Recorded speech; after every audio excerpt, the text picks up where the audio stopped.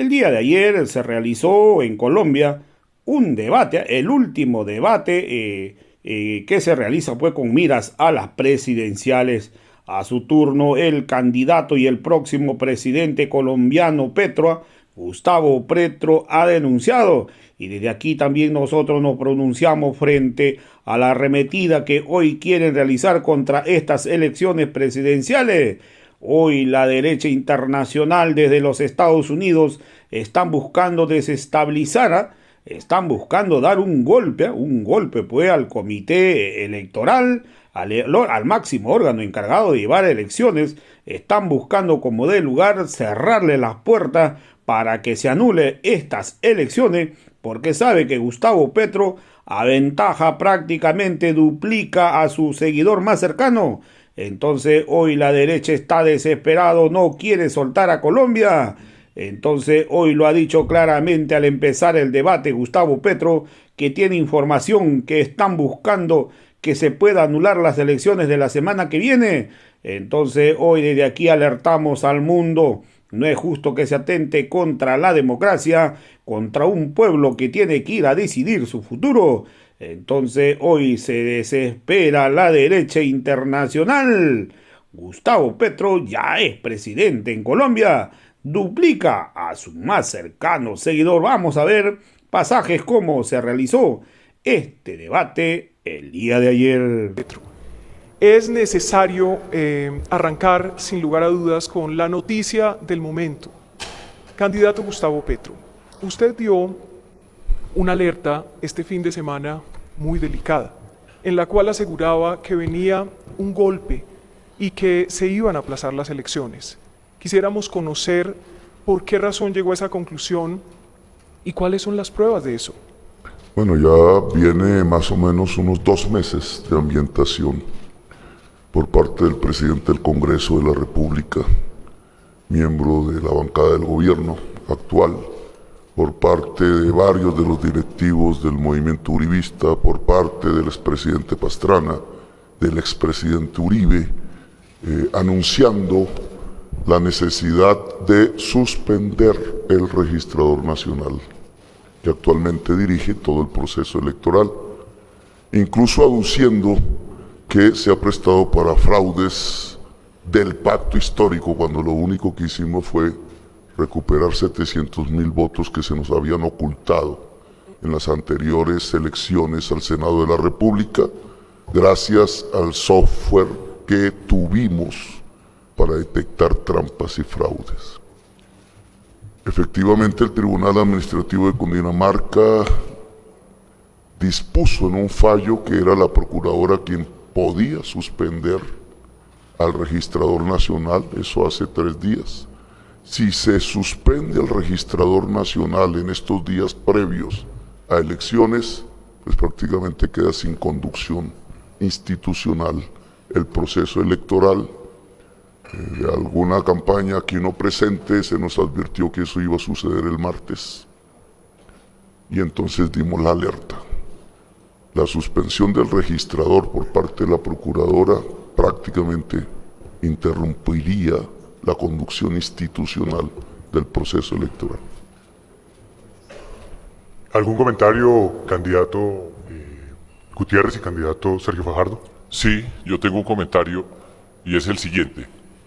Yo tengo una desconfianza absoluta en el señor registrador nacional. Su comportamiento, lo que pasó en las elecciones del 13 de marzo, deja mucho que desear, y eso hace parte de lo que para mí este gobierno representa, y es una desinstitucionalización, donde cada día aumenta la desconfianza en las actuaciones. El presidente, por ejemplo, eliminó la ley de garantías que después la Corte Constitucional le dijo que no tenía ni en la más mínima razón para haberlo hecho. Han pasado muchas cosas extrañas en todo este recorrido durante estos últimos años y tengo una desconfianza profunda, pero yo creo que el llamado de Gustavo Petro en medio de una manifestación a anunciar que había un golpe de Estado, pues es otra cortina de humo lanzada en medio de una campaña presidencial para llamar la atención y desvirtuar lo que tenemos que hacer, que es convencer a las personas que nos están viendo para que nos apoyen y que siga el curso de estas elecciones y hagamos un esfuerzo para que todo salga bien para esta Colombia adolorida y bastante amargada que ya está. Candidato Federico Gutiérrez. Bueno, no, yo creo que lo que dijo Petro es otro distractor más de los que él está acostumbrado a dar en el país. Aquí no sé, yo no veo que se vaya a aplazar ninguna jornada electoral. Eso sí, nosotros lo que necesitamos, todos los candidatos, todos, pero sobre todo el país, es que se nos den garantías, que tengamos unas elecciones justas, que tengamos unas elecciones marcadas por la legalidad.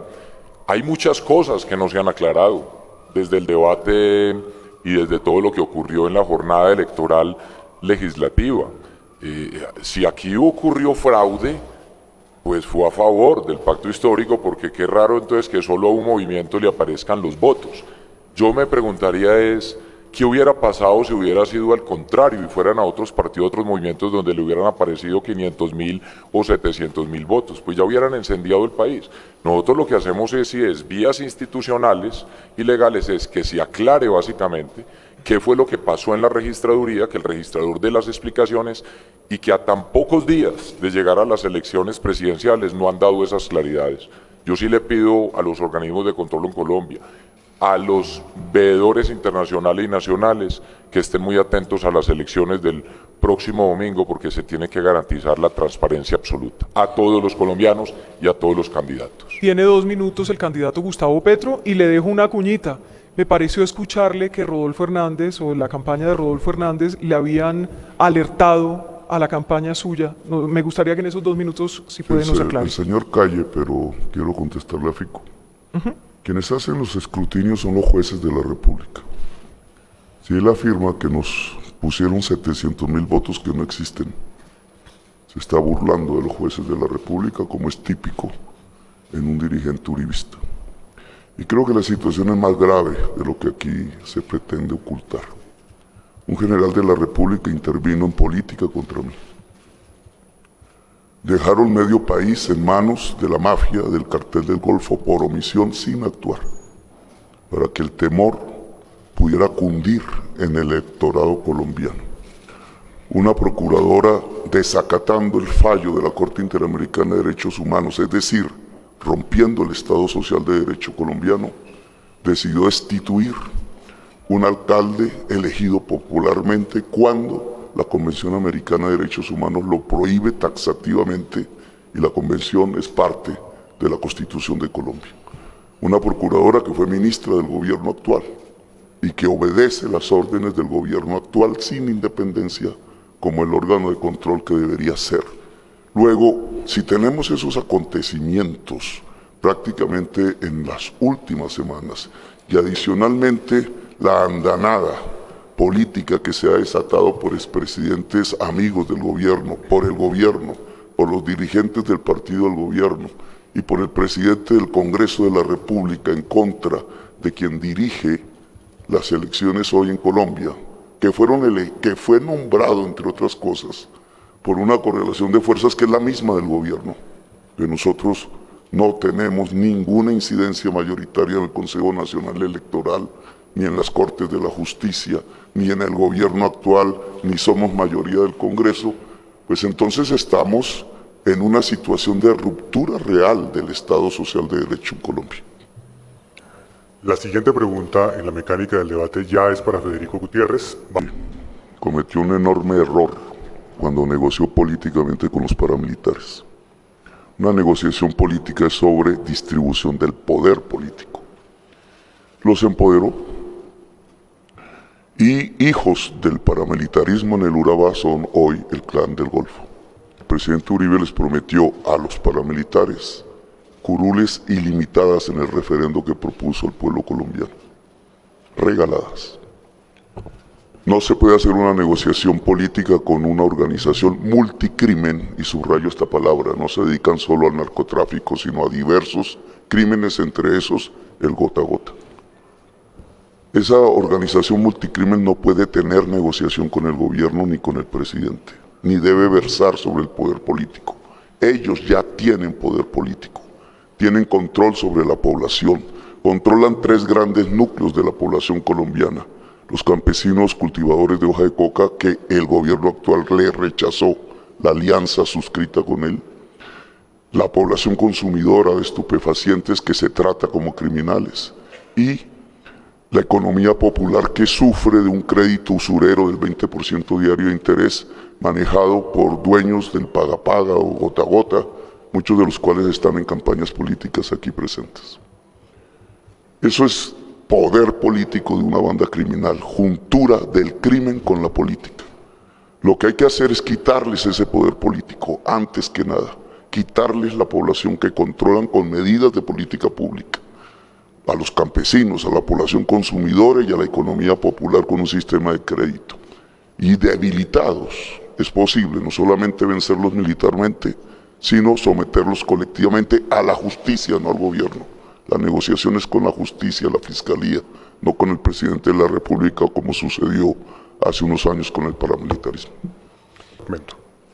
Federico, por favor, su pregunta a Gustavo Petro. Yo le preguntaría a Petro si en un eventual gobierno, que no creo que vaya a ocurrir porque el país entre oportunidades ya le dijo que no y creo que esta va a ser la cuarta, si llega un pedido de extradición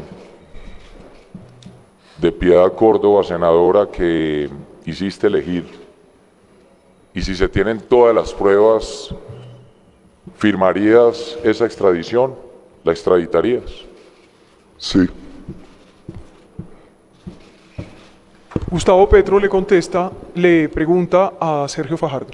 Bueno, Sergio, usted ha hecho una propuesta sobre reforma pensional que le denominan el modelo de pilares, que es hacer complementario el sistema de fondos privados de pensiones con un fondo público común en la base y pone como límite entre los dos sistemas 2 salarios mínimos. Yo he hecho la misma propuesta, ha sido discutida antes incluso en el mundo, pero pongo como límite 4 salarios mínimos, es decir, que de 4 salarios mínimos hacia abajo como base de cotización, la cotización va al fondo público y de ahí para arriba al fondo privado. ¿Por qué usted escoge 2 salarios mínimos si, en mi opinión, la fracción de trabajadores entre 2 y 4 salarios mínimos en un fondo privado nunca alcanzaría por sus ahorros a tener una pensión? Nosotros lo escogimos con el equipo de economistas que me acompaña a mí, encabezados por José Antonio Campo, que precisamente usted le ha ofrecido que sea ministro de Hacienda. En el 2018 incluso. Es precisamente por el trabajo riguroso, porque alrededor de 2 salarios mínimos se cubre alrededor del 80%, un poco más de los asalariados en Colombia. Y nuestros cálculos dicen que esa es la mejor forma para combinar los dos sistemas, para eliminar las inequidades que existen en este momento en el sistema pensional colombiano, y es la cifra que nos parece responsable a nosotros para avanzar, porque esto además va en conjunción con nuestra reforma tributaria, y eso es precisamente un paquete que hemos calculado, estudiado, y ese es el rigor que tenemos. Y repito, usted le está ofreciendo el cargo de ministro de Hacienda a la persona que estudió este proyecto, que lo propone en 2 salarios mínimos y que está en contravía con lo que usted propone de 4 salarios mínimos. En otra ronda, usted, Gustavo, va a poderle preguntar a Federico, Federico a su vez a Fajardo y Fajardo a su vez a Gustavo. Entonces, en un momentito vayan pensando las preguntas, pasamos a otro punto de mecánica política, un poco de mecánica política. Y empiezo justamente con Gustavo Petro. Siempre empiezas conmigo. No, pero si quiere entonces empiezo por allá. Mejor que no terminemos más bien. Bueno, ¿Empezamos ¿quiere que con usted o empecemos? ¿No usted? quiere empezar por Mejor allá? empezar que terminar, ¿no? Bueno, listo, eso sí, entonces siempre. empecemos con Gustavo. Usted es el único de los candidatos, a propósito de lo que estábamos hablando al iniciar el debate, que ha dicho, mire, si yo creo que aquí hay un fraude en los resultados, yo no los voy a aceptar. La pregunta es, si Gustavo Petro no acepta los resultados porque siente que hay un fraude, que hay un error, lo que usted quiera llamar, ¿qué pasa? ¿Qué pasaría en Colombia? ¿Qué pasaría en las calles? ¿Qué pasaría con Gustavo Petro? ¿Qué haría Gustavo Petro? El proceso electoral tiene primero un preconteo que no debería existir en Colombia porque no tiene vinculación jurídica, que es lo que los periodistas transmiten al país. El preconteo tiene muchas irregularidades. Nosotros logramos detectar entre el preconteo y el escrutinio, que es el que tiene validez jurídica, que nos habían invisibilizado 700.000 votos y yo creo que más. Que no es que hicimos fraude, es que descubrimos la posibilidad del fraude. Es el único país en donde la oposición haría fraude cuando el gobierno tiene todo el instrumento electoral en sus manos. Y esa experiencia nos demuestra que si en estas elecciones de presidente el preconteo es diferente a lo que nuestros testigos electorales indican, entonces igual que hicimos el 13 de marzo, lo haremos público y le pediremos a los jueces de la República en el escrutinio que establezcan o restablezcan la verdad. Y ese es el comportamiento que tendremos. ¿Algún comentario, candidato Gutiérrez? ¿Candidato Fajardo?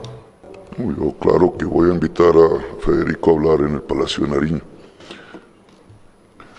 Nosotros venimos de hacer un proceso de paz, es decir, de desactivar un polvorín. Eso se llama un proceso de paz. Y se aplicó ese tratado en una constitución, que es la del 91. Yo estoy absolutamente convencido que si volvemos realidad cotidiana la constitución del 91, los derechos, las libertades de las gentes, nos acercaremos cada vez más a la paz. Y lo que le estamos proponiendo a Colombia es aplicar la constitución del 91.